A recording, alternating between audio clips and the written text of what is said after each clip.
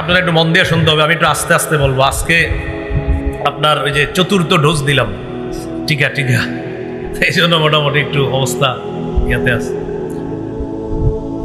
তো রাসূলুল্লাহ সাল্লাল্লাহু আলাইহি সাল্লামের কাছে বলার জন্য রওনা করছে। ফাহাদ্দাসা বিযালিকা রাসূলুল্লাহ সাল্লাল্লাহু আলাইহি ওয়াসাল্লাম। আনসারী সাহাবী রাসূলুল্লাহ সাল্লাল্লাহু আলাইহি সাল্লামের কাছে গিয়েছে সংবাদটা জানানোর জন্য। নবীজির কাছে সংবাদ দেওয়ার পর আল্লাহ নবী জবাব দিলেন, সাদাকাতা যালিকা মিন মাদাদিস সামাইস সালিসা।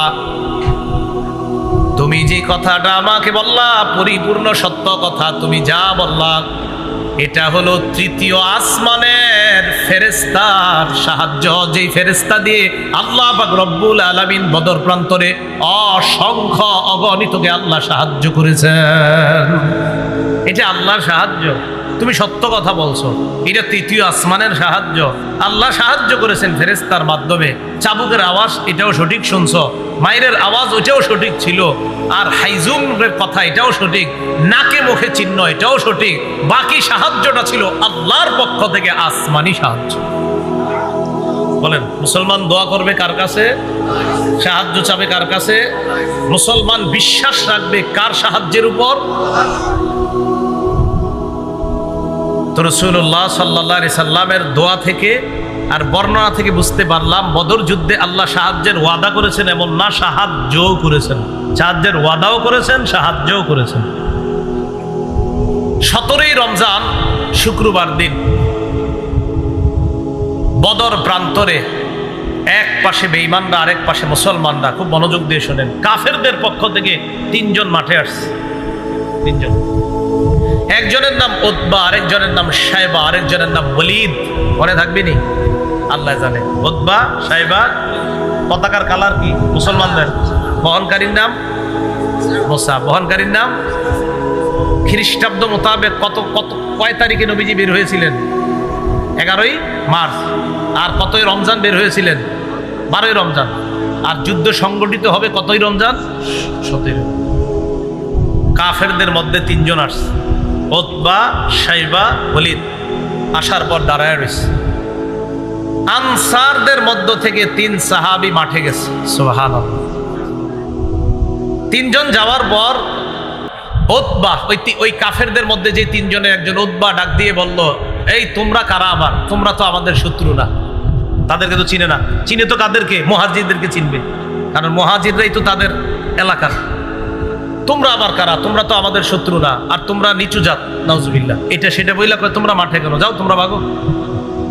আমরা যাদেরকে শত্রু মনে করি, প্লেয়ার মনে করি, তাদেরকে পাঠাও। এটা উতবার অহংকার সুলভ বক্তব্য। রাসূলুল্লাহ সাল্লাল্লাহু আলাইহি সাল্লামের নির্দেশে, খুব মন দিয়ে শুনবেন, মুসলমানদের মধ্যে, মুহাজিরদের মধ্যে 3 সাহাবা মাঠে আসলেন। সুবহানাল্লাহ। একজন হযরত আলী রাদিয়াল্লাহু তাআলা, আরেকজন হযরত হামজা, আরেকজন উবাইদা রাদিয়াল্লাহু তাআলা। তাহলে প্রথমে আনসাররা আসছিল, তারা কয় না, তোমরা দরকার নেই, আমাদের গোত্রের যেগুলো আছে সেগুলো পাঠাও। নবীজির নির্দেশে হযরত আলী আসলেন, হযরত হামজা আসলেন, হযরত উবাইদা আসলেন। খুব মন দিয়ে যদি শোনেন কথাগুলো মনে রাখা যাবে। অপর পাশে কাফেরের একজনের নাম উতবা, এই পাশে এক সাহাবীর নাম উবাইদা। উবাইদা, উতবা, যদি এই 2 অক্ষর মনে রাখেন তো মনে রাখবে। উতবার সাথে লড়াই হয়েছে উবাইদার। হ্যাঁ, উতবার সাথে উবাইদা। উতবার সাথে কার? উবাইদা। এটা মনে রাখ, সহজে মনে রাখার জন্য। শাইবার সাথে লড়াই হয়েছে হযরত হামজার। আলী রাদিয়াল্লাহু তাআলা আনহুর সাথে লড়াই হয়েছে ওয়ালিদের। আল্লাহর কুদরতে, আল্লাহর মেহেরবানিতে 3 মুসলমানের কাছে 3 জন সশস্ত্র কাফের শোচনীয়ভাবে পরাজয় বরণ করছে।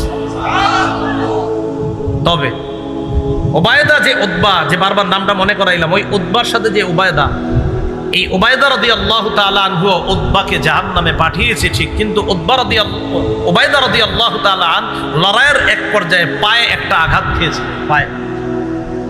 ওই আঘাতে হযরত উবাইদা রাদিয়াল্লাহু তাআলা আনহু শাহাদাত বরণ করছেন।